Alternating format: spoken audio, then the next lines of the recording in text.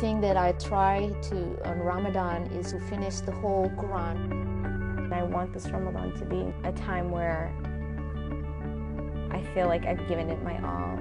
The month of unity, the month of try to do all these good deeds that sometimes throughout the year you're busy, you don't think about, but in Ramadan you try to bring all the goodness. This is all new experiences for me, so I have no idea what Ramadan would be like with a large family. It is a period of time that focus the person's attention on God. My life led me up to college. I met my wife. At the time she wasn't my wife, I saw her, I wanted to talk to her. Talked to her in the first 5 minutes, I asked her, so what's your religion? Shocked her. She said Islam. I said, what's Islam? It's such a cleansing and such a rewarding and spiritual feeling and an endeavor to do. You know, I even get people on campus or at work, you know, asking me, you know, different questions on, you know, how come you're not eating? And it brings up a form of, you know, dialogue on Ramadan. Nobody knows that you're fasting except for Allah. I mean, nobody knows if you went around the corner and you took a snack, a Snickers or a bite of a Subway sandwich or something, you know. Control our desires, find a way to connect to God, fast together as a community, because a community that fasts together supports each other. All of these beliefs you can find in Islam, Christianity, and Judaism. Not only can you find them, I think you couldn't be Islamic, Christian, or Jewish without having those beliefs. The son of the Prophet Muhammad sallallahu alaihi wasallam, may peace be upon him, to begin breaking the fast or having breakfast with a date and some water. So, inshallah, I will exhibit how this is done. Bismillah, alhamdulillah. It's not only a time to celebrate what God has given me or my family, it's a time to celebrate what God gives all of us. Since that day, our lives are not the same. Their dad always set rules that, you know, you have to be good, you have to do, you know, you have to treat everybody in a very nice way, be respectful, and all these teachings. And all of a sudden, this guy who's like this, he's behind bars, you know. And the first question I got from my kids was, why?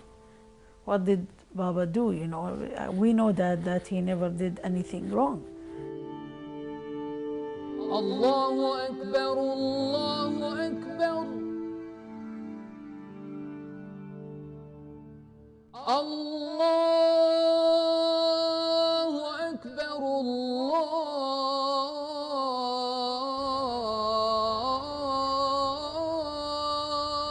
Akbar. And he's the one who asked me, so what is your religion? And I said, I'm a Muslim. What is Muslim? He said, Muslim is someone whose religion is Islam. And so what is Islam? So I told him Islam is peace. I said, what is that peace? That God is unique, God doesn't start, you know, and doesn't have end. And he was just like looking at me, and it's like, that's the God I'm looking for. They gave me a copy of Quran, Muhammad picked out, took it home, Friday night. I read it and I said, my God, this is what I've been looking for.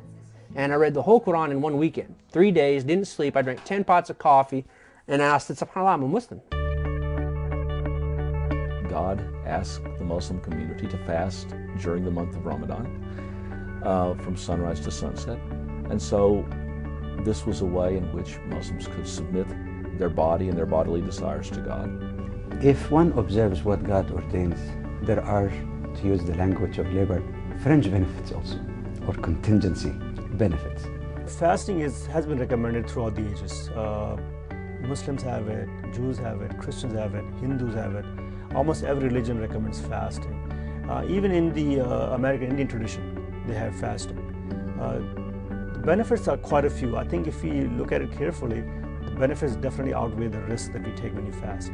It gives mentally we are much more alert, our senses are much more improved, our well-being improved, we can get a lot more work done. I mean, I notice in my office, if I'm fasting, I can go the whole day, get so much more done, and I have enough time to do my other things too.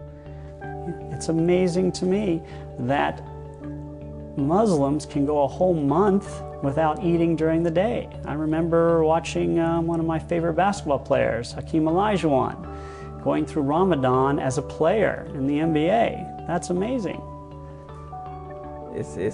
Fasting is a purification of the body from materialism and elevating of the spirit. It's like shining the mirror. And the mirror, if you shine it, then after that you can have a good reflection. Being divorced is really not easy. Never been easy. It's something that I would never recommend to anybody to do. When you go home, you know that your kids, they're about 5 minutes, 7 minutes away from you, but at the same time, you know, you can't be with them every day. I am the newest addition to the Milibus family, alhamdulillah.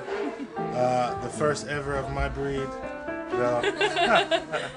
It's nice. I could definitely say our first time eating iftar together, us cooking and, you know, assisting each other with cooking, and it was definitely a new feeling that I've never felt in Ramadan. And it's probably my relationship with Allah subhanahu wa ta'ala. I feel like He's telling me, you're trying so hard. I feel like I have so much energy. I'm just not directing that energy into the one who deserves it the most, you know. I'm just focusing on me and Him, and focusing on where I'm going after this whole hectic life of mine is done, you know, after I finish college and, you know, get married and have kids and watch them grow up. I mean, one day I'm gonna leave this place, and I just want to feel somewhat content if I were to leave today, that I would be ready to face Him. The Prophet emphasized so much kindness to neighbors, whether they are Muslims or not. And I'm very pleased to see that in the last few years there has been a practice to provide or invite friends and neighbors to share the experience of breaking the fast. And this has helped them understand the Muslim spirituality. They have not fasted, at least they can eat something with us, so they understand what we have done during the daytime. I'm impressed by the way that mosques invite people of other faiths to come to celebrate the end of each day's fast. I think it would be interesting and powerful if Christian churches and Jewish synagogues and temples offered the same kind of invitations to non-Jews to participate in their fast. I think their Christians and Jews have something to learn. When it comes to religion, there's nothing like America, because it's only really, I think, in America where you see this religious dialogue, where you can see Christians, Muslims, Jews, Buddhists, various religions coming together to discuss issues, and you see it often.